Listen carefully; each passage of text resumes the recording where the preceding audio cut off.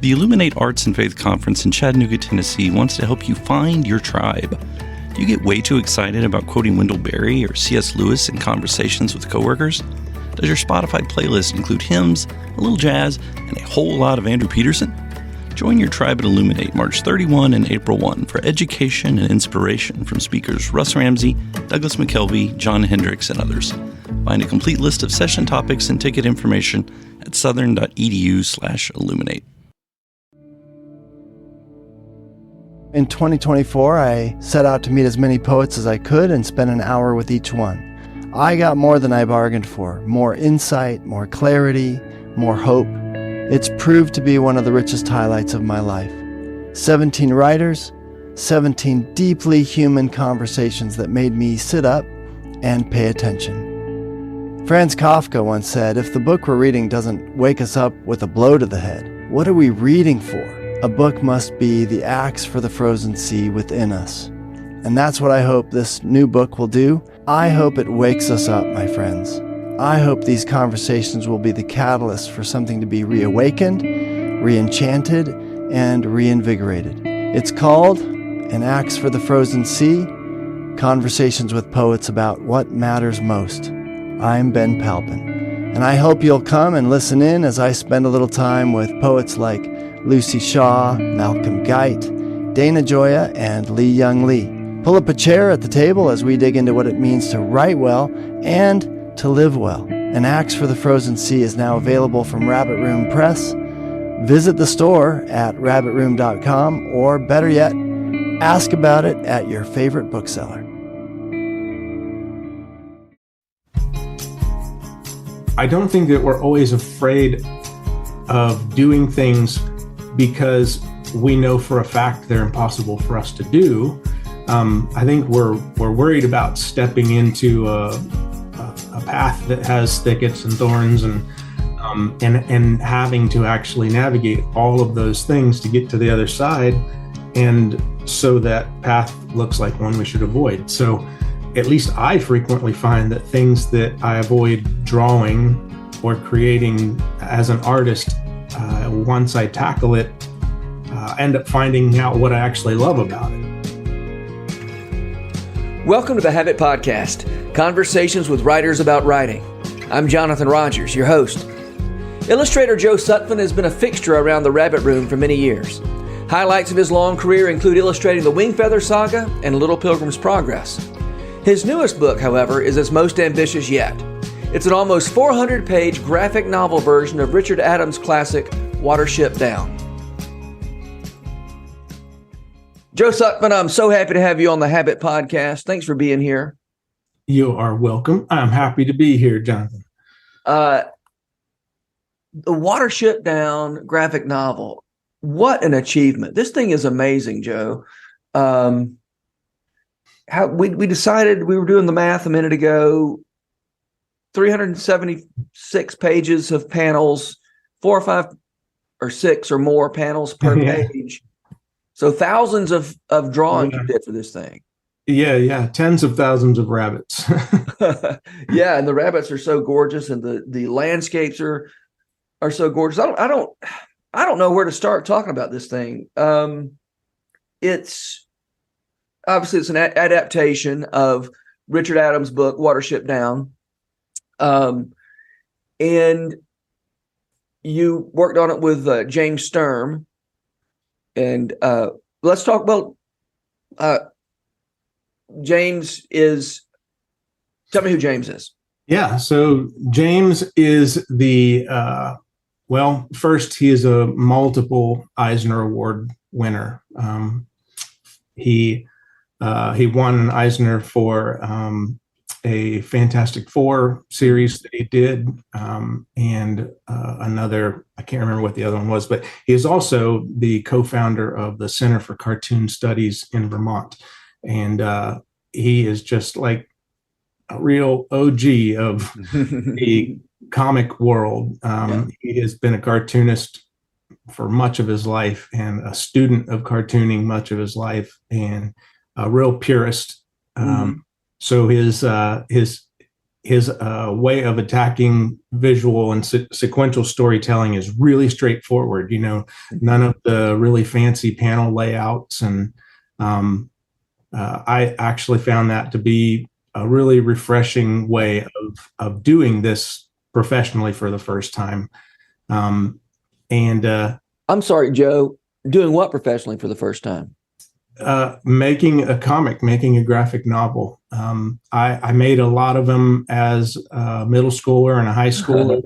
And I got away from comics in my young adult life. And this was, my first time back into sequential storytelling. Okay. I didn't understand that you'd never done that before. Yeah. So, it's kind of wild because I have been illustrating for over a decade now. And when you're illustrating novels, you make art, a couple times, in a book. You make art maybe 10 times in a book, up to maybe 80 times in a book or something. But there's still so much pages full of words between those. You leave it up to the reader's mind to fill in all the blanks between your images. Yeah.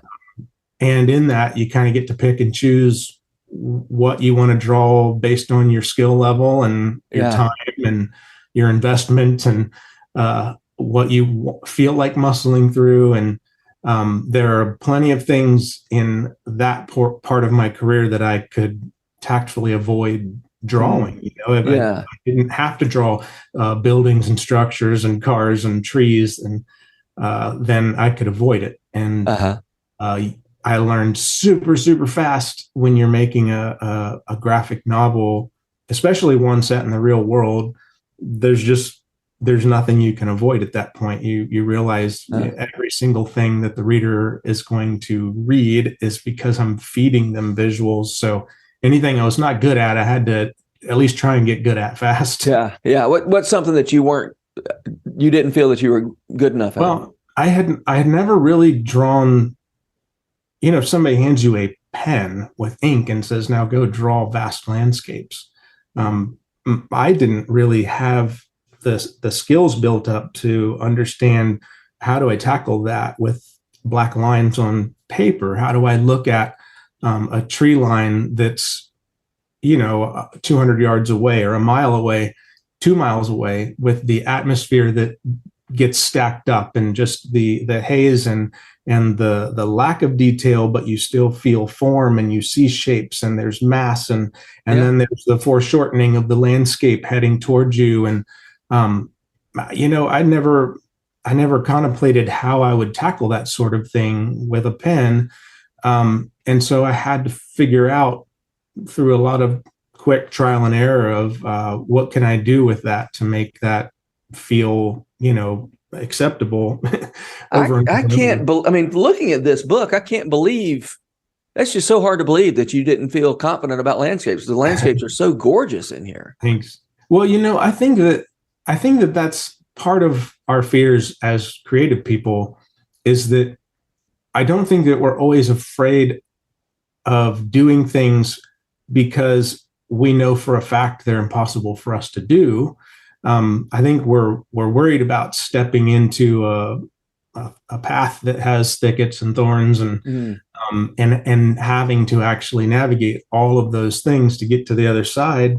And so that path looks like one we should avoid. So I think that at least I frequently find that things that I avoid drawing or creating as an artist, once I tackle it, end up finding out what I actually love about it. What I love about drawing tree bark or the shape of trees or hands as, props even, just to really learn how to tell a story with anything you're put in front of you. Yeah.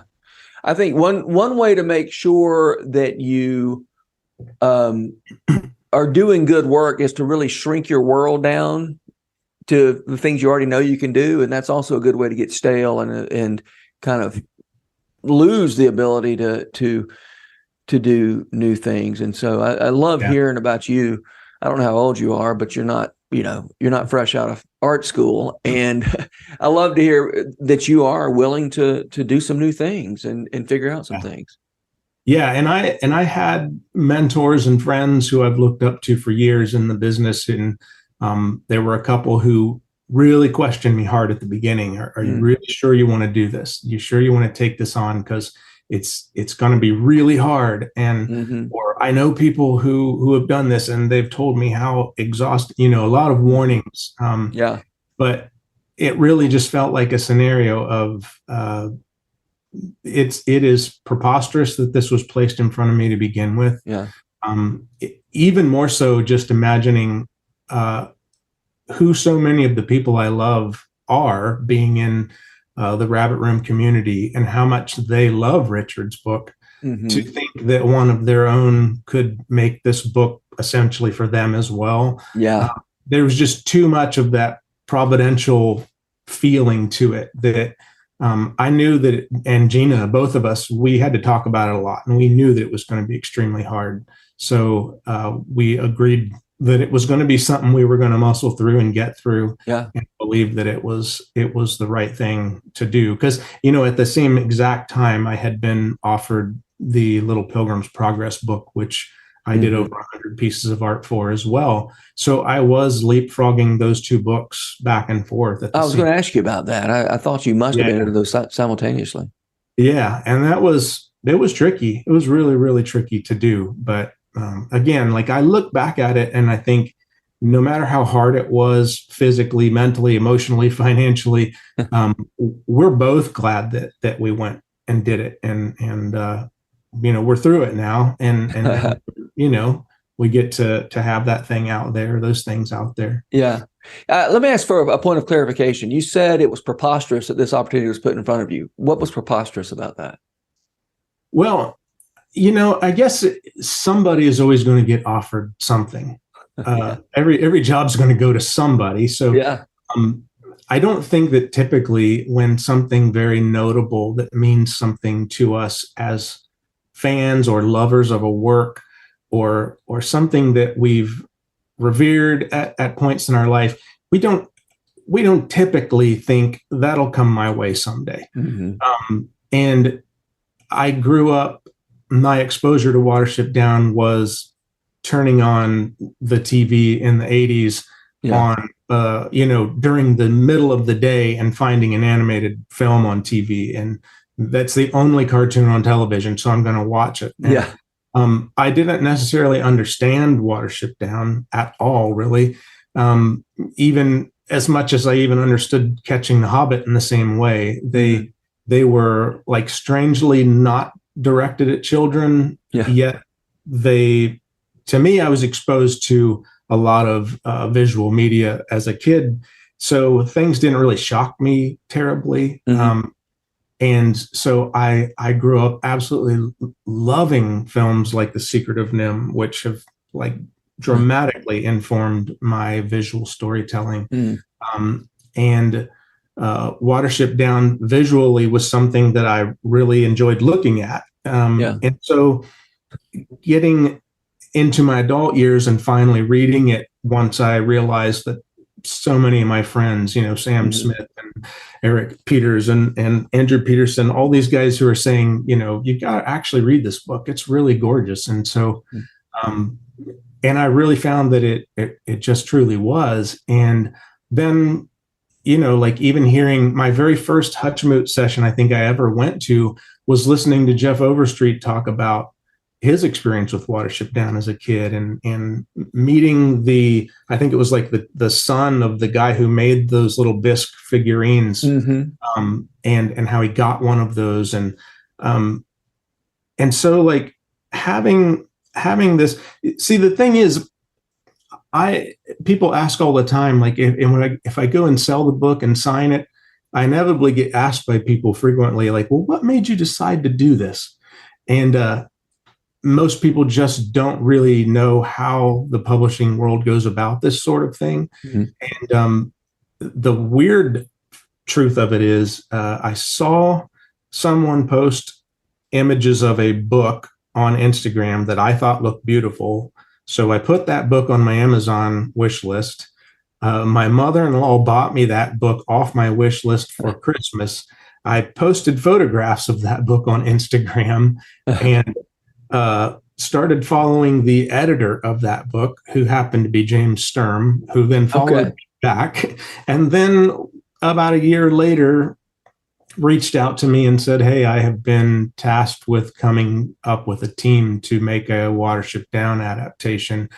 I love your art. Would you be up for talking about this?" So that's a really weird scenario of things that led to me getting noticed with regard to this book being made.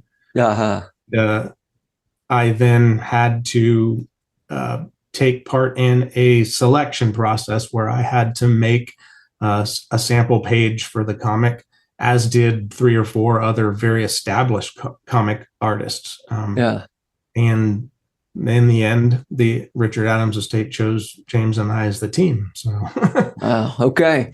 Tell me about that work process between you and James.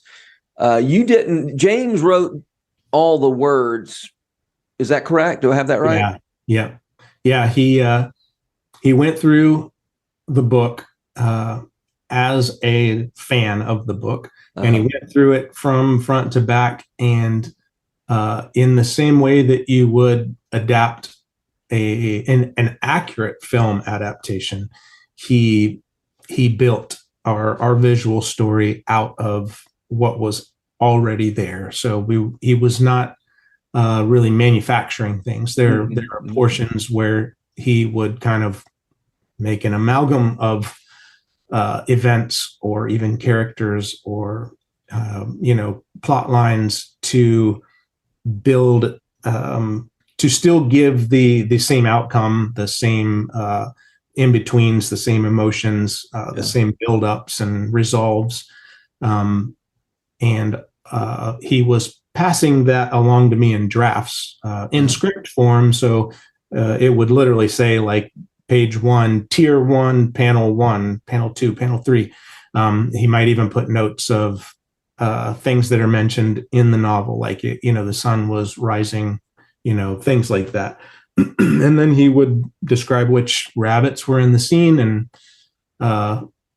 it's all built by dialogue, because we're not doing like a kind of the literary graphic novels that are done sometimes, where we weren't putting prose, we weren't putting the narration into block form or anything. All of Richard's beautiful words became the pictures that we made. And so then James, being a cartoonist as well as a writer, he built the entire book out page by page in thumbnails.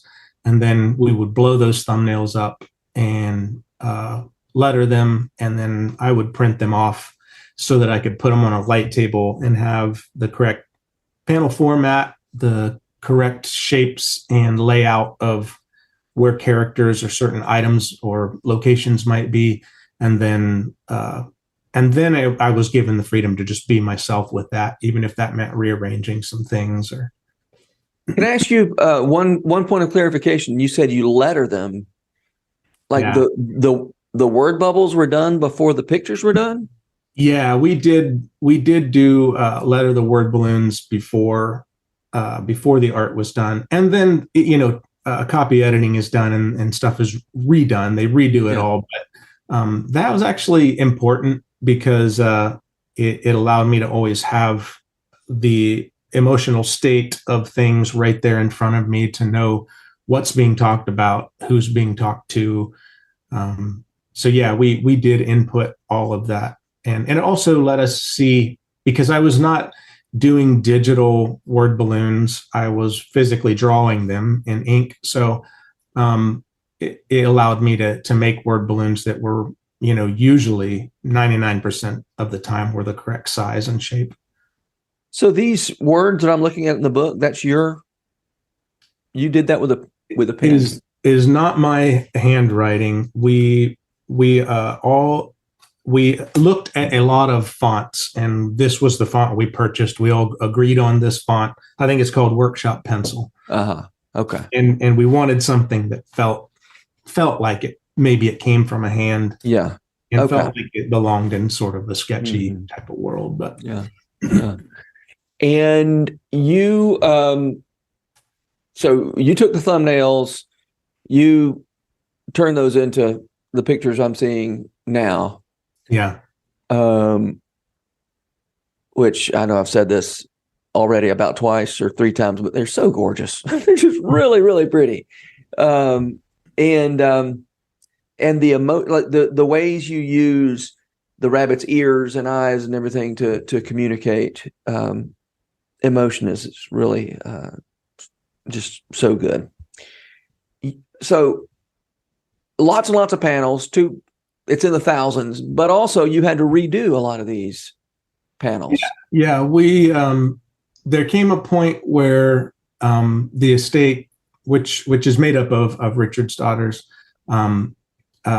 they worked with I don't know, he's another somewhat of an expert, I guess, on the text. Maybe this gentleman went through our text and the original text just to do kind of like some final kind of fact-checking evaluation, make sure that things were lining up with the original text, because it becomes a really big task at that point to kind of see, did we make sure we didn't leave stuff out, or does everything still read and flow as well as the novel does, as well as possible.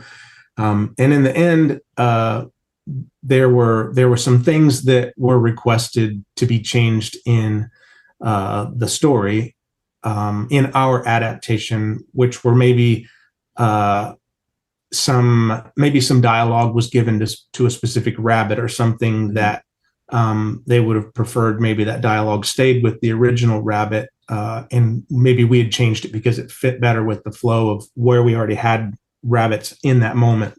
Or more complicated things. There were some complicated things, like maybe at one point we had all kind of agreed we would leave out Hazel's initial kind of reconnaissance of like going into Nuthanger Farm by himself, or with again, and I think maybe Buckthorn or somebody was with him, and we had kind of left that out and decided to switch things up and just have them all go on their mission. But after the fact, it was decided that it would be better to put that back in. So then we had to kind of restructure some things in the raid that we already made, and then create this reconnaissance kind of mission chapter as well. And so a lot of that stuff required a lot of new pages or patching in panels, or even in some cases going through like a stretch of 10 or 15 pages and having to just digitally redraw a specific rabbit in every single panel. So there was a lot of that sort of stuff. And it took some time. It ended up resulting in the book not publishing in the year that we wanted it to publish, which would have been the 50th anniversary of the novel. And so we missed that by a year, but in the end, we all just wanted the best book. It was better than the sentimental side of lining it up with, an anniversary and things like that. Yeah.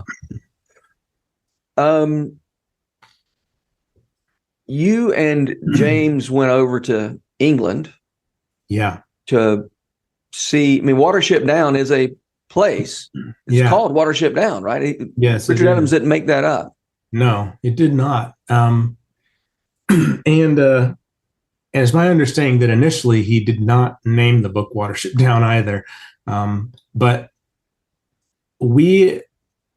when everything reached the okay, it's happening, we are doing this book, and we had our first big group phone call with the folks at the publisher and Richard's daughters, Roz and Juliet, and their agent, and our agent.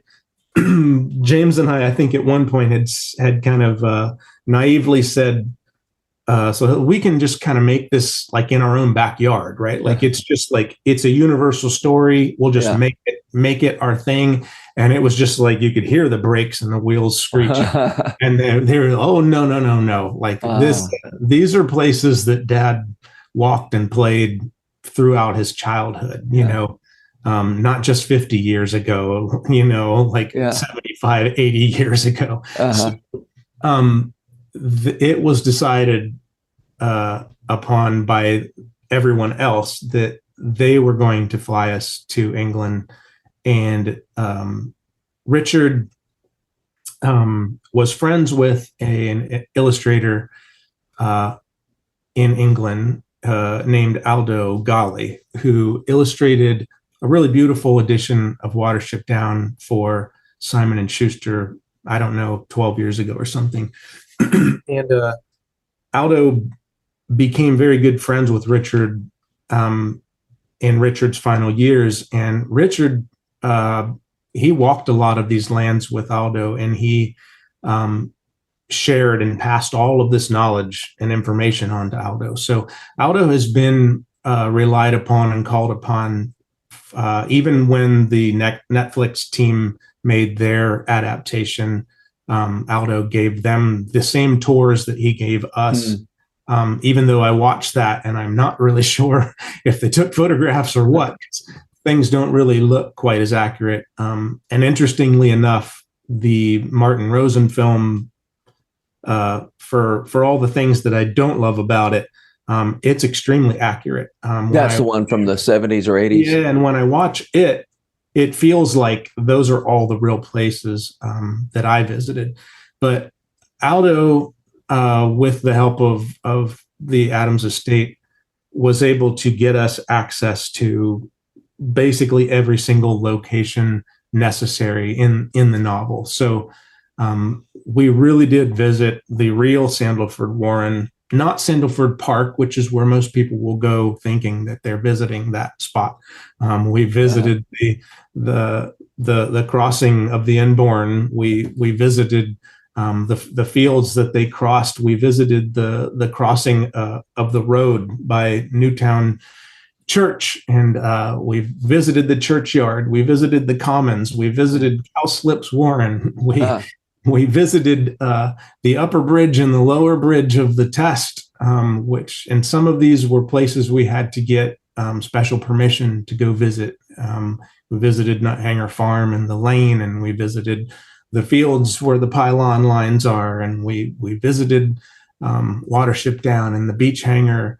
There was just, and the amount of photographs that we got, and standing there and experiencing and smelling and feeling the wind, and, you know, walking around wet in the drizzling rain. And it was, you know, it was profound when you need to make something like this and you want it to really convey a reality of what this would have felt like, even to a young Richard Adams, walking these places he loved and imagining the story in his mind, you know. So it was immeasurable to be able to have that. Yeah. Is every external scene in this book, you can tell me what place? Actually, for the very most part, yes. There are some, if you get deep into the woods or things like that, there are some places that I just made up, or features that I made up. But we did venture deep into the woods. We did venture into the fields. Yeah. That's real right there? Yeah. Minus the giant beech tree right there in the front that you pointed at. That tree has since fallen, and its offspring is now shooting up there. But we visited the stump of that tree. Yeah. It looks imaginary. It's just that it does. That English countryside is just so magical, and So amazing to be able to set foot in all of those real places and to be able to say, yes, this really is accurate, and and it allowed me the ability to get into Google Maps and Uh-huh. triangulate things. I could look at photographs that I had and I could see, oh, this is that exact spot. We stood right there. And in this panel, in this scene, I need to be able to see what's off to my left, what's off to my right, or whatever. Wow. So I'm able to kind of, piece together like a puzzle, what would I have seen in the background in this scene? Or Yeah. Okay. So tell me about that. Like, nobody was asking you to be that precise, were they? And why did you want to do that? Why did it matter to you what was really to the left and to the right? Yeah. It mattered to me because for me, I needed there to be a reality so that I could stay consistent with certain things. For me as an artist, I feel like this is like directing a film. I'm trying to hire great actors for you to look at. I'm trying to employ great, frame of reference and just really, really guide the viewer around. And in that, if I were filming and I'm filming certain characters, and then I would film the characters that are reacting them, clearly if the rain is pouring toward the left for the one characters, it's going to be pouring to the right for the other characters. Or if the wind is blowing one direction, or if there's a shadow to the right of the characters here and they move over here, I want to know, where are the shadows? Where are they moving within space? It helped me to believe what I was doing, what I was seeing, to always know. And then Richard doesn't really always leave those things out.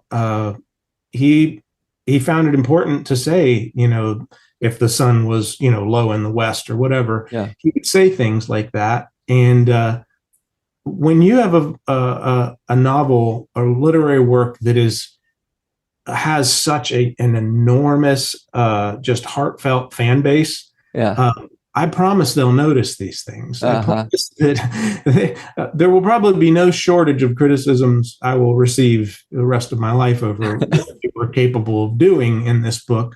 But we really did try very hard. And if Richard said that, that the sun was beating down from the east or whatever, then I was going to do my hardest to place them in that physical world. Yeah. Was Richard Adams as careful with the places as you are? In other words, if you know how far it is from one warren to the other, could rabbits really run that far, or was he kind of fast and loose with it?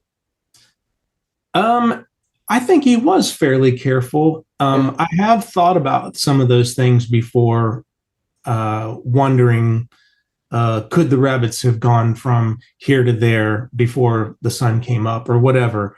And, I don't know. I certainly know that he was not being honest about the rabbits talking and stuff. So, I think that for the sake of plotting. I love the foreign accents of the other kinds of animals, the bird, the seabird and the mouse. Even the country folk who live at the farm and the way that they talk. I can't remember everything, but Juliet and I had some interesting conversations about those sorts of countryside rural dialects and stuff. And, instead of saying I'm going to, it'll say I'm gonna, stuff like that. It's interesting. And instead of saying wild, the farmer says woiled. It's fun to see those sorts of accents and dialects used. Yeah. In the little afterword that James Stern wrote, he said, adapting this book felt less like using our imagination and more like documenting an historical event, which sounds like exactly, that's kind of what you've been talking about here. Yeah. It's odd because when a story gets so embedded into a culture, especially our culture of friends within the Rabbit Room, and then the culture of readers who have just loved Watership Down for so long, and many other books, that fiction starts to kind of blur, and sometimes you it's not like you forget, but you don't consciously keep telling yourself it's fake, it's fake, it's fake. You're in it, you're in it and you're invested. And if I wasn't in it and invested, it wouldn't have felt the same, there. And and I think it's very fair and reasonable to believe that sort of thing when you're making it. It's different if you're writing, comedy, or, there are certain things where the stakes are not as high, and the impact it makes on humanity isn't maybe as high, other than bringing joy or something, which is great. But if you're writing a story that has a lot of hardship, or you're depicting a lot of hardship, it feels like a disrespect or a disservice to not believe it, and to not be there and be respectful of it. And so, there were plenty of points in this book that illustrating difficult things. Like, I really felt it. I felt like, like I've been with this specific rabbit for so long, and now I'm putting them through something physical. Yeah. And, I'd find myself making faces, grimacing while I'm drawing hard things. I gave myself headaches, clenching teeth while Woundwort and Bigwig were fighting for like 2 weeks of drawing. It was difficult. I wept for like 4 pages straight at the end of the book. So I think that, it's like I said, you don't consciously tell yourself when you're writing fiction that it's fake. I think you try very hard to be there and to be in it. And that's kind of what helps it convey some sense of reality that impacts the reader. Yeah. There's a saying, the difference between nonfiction and fiction is that fiction has to be believable. Yeah. And you're making yourself believe, you as the creator of this work. Yeah. You're making yourself believe, and you're feeling these sufferings of the characters, as you're making this. Well, this book has been out in the wild, like I said, been out in the wild nice for a little while. Have you heard from some of the diehard fans? Have people said you made this mistake, or is it? I'm sure you've heard from a lot of people saying they really appreciate what you've done. Yeah. James and I did a Reddit AMA, and everybody was very respectful on there. We got nice questions and a lot of good respect for our answers. I have not made a point to go out and seek out reviews and see what people are saying. Yeah. So I'm not positive yet if there are diehard fans that are criticizing things at the moment. And you haven't got any emails anyway. No, and I would be happy to have those conversations with people in person. It's not beneficial for me to just read those things and not be able to respond.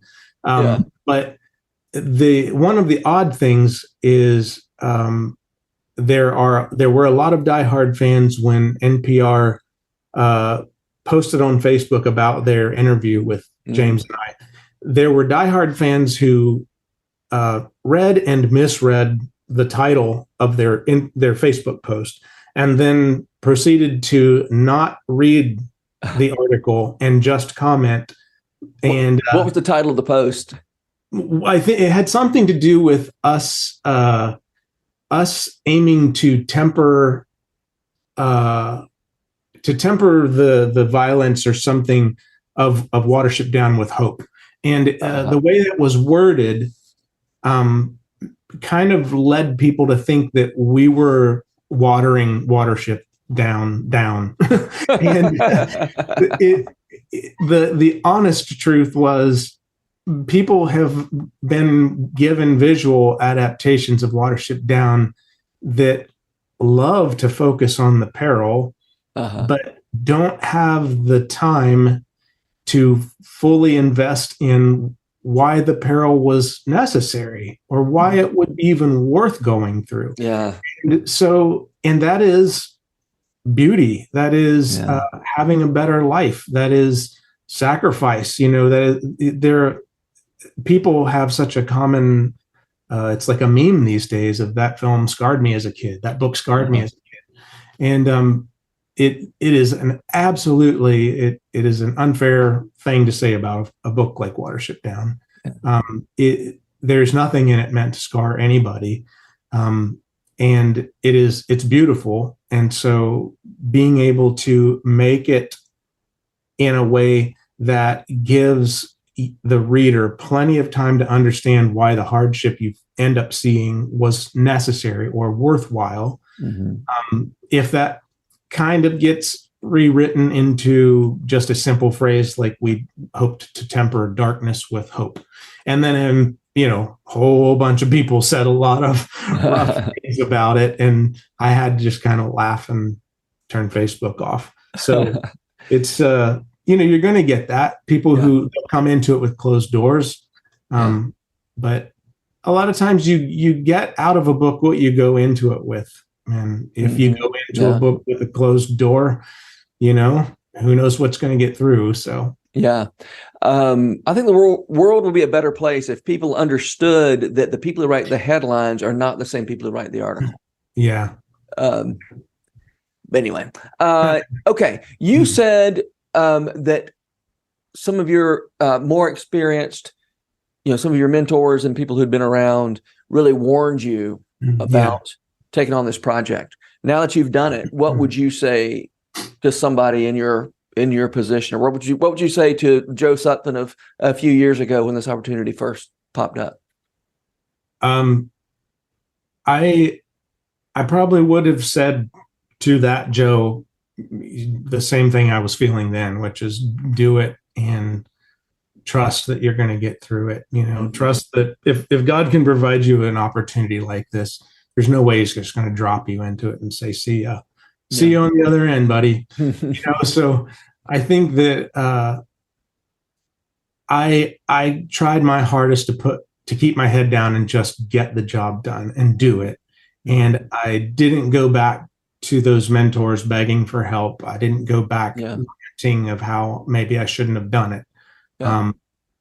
And in the end, I've received wonderful responses from them. And I think if this were somebody else, I don't know their fortitude. I don't know their work history.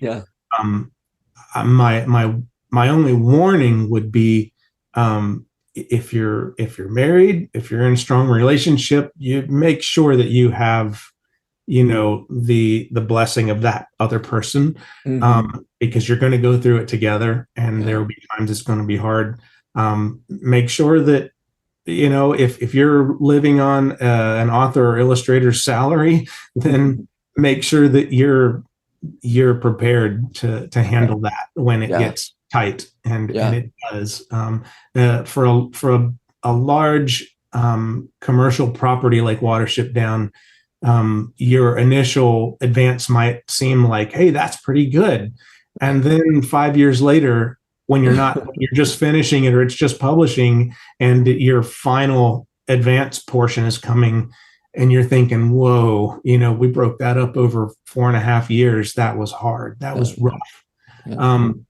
And you just got to be able to, you got to build your muscle memory, and you got to trust it, and you have to keep moving forward. You don't die on every hill.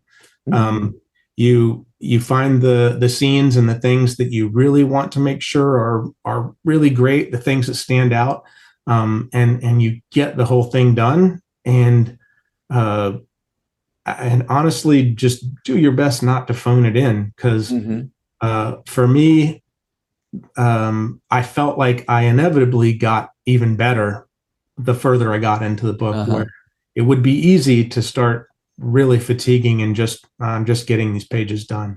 But some of that actually required me to go back and maybe patch in a few new rabbits here or there, where I felt like those drawings were a lot weaker earlier in the book, and you kind of balance it out a little bit. But again, like I said before, like if that path is placed in front of you, if the path looks difficult, it doesn't mean it's a bad path, you still, take it and walk it. And sounds like you're talking about suffering tempered by hope. Pretty much. Yeah. Well, I'm really grateful that you went through. I know it was hard. I'm really glad you did it. because this is a beautiful piece of work. And maybe we'll wrap it up there. Joe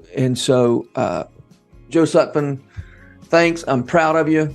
Thank you. I'm proud to know you, and I'm proud of this work. I just think you did such a great job. So keep it up. Look forward to seeing what's next from Joe Sutphin.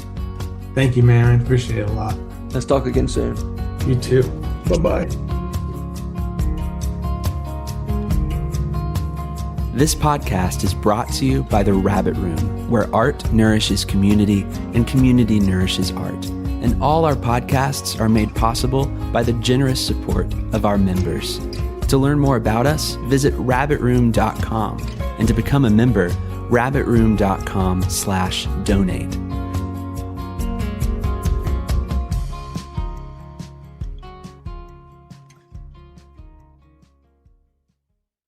If you've enjoyed this podcast episode, consider joining the Rabbit Room membership. Your membership helps sustain this community, funding everything from publishing and podcasts and theater productions to events and programs that support artists who create with a Christ-centered vision. We'd love to have you on board. Learn more at rabbitroom.com/member.